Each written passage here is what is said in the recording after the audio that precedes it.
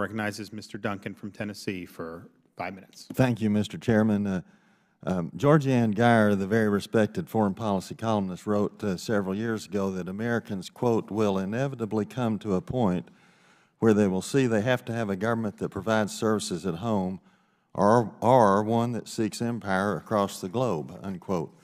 And we all have seen very many articles, and there have been hearings over the years which have described Afghanistan as the graveyard of empires.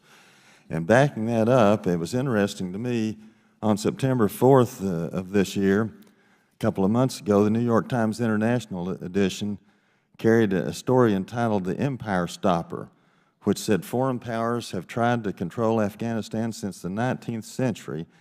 But the story had a very interesting first paragraph. It said, quote, when the American author James Michener went to Afghanistan to research his work of historical fiction called Caravans, it was 1955, and there were barely any roads in the country.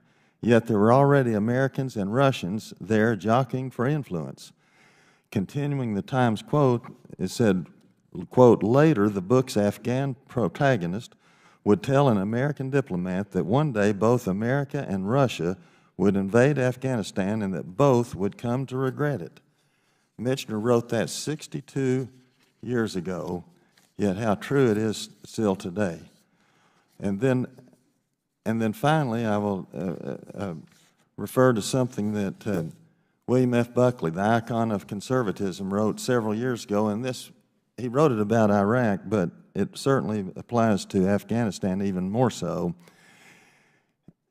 Mr. Buckley started out as a strong supporter of the war in Iraq, but before he died, he became a strong opponent. And he wrote this, he said, quote, a respect for the power of the United States is engendered by our success in engagements in which we take part. A point is reached when tenacity conveys not steadfastness of purpose, but misapplication of pride. Let me repeat that. A point is reached when tenacity conveys not steadfastness of purpose, but misapplication of pride. And Buckley continued, he said, it can't reasonably be disputed that if in the year ahead the situation in Iraq continues as bad as it has done in the past year, we will have suffered more than another 500 soldiers killed. And he said, where there had been skepticism about our venture, there will then be contempt. I can tell you that I don't really understand how any true fiscal conservative can be in favor of dragging this war on forever. We've been there 16 years. And I think it's a huge understatement to say that I don't agree with the New York Times many times or very often.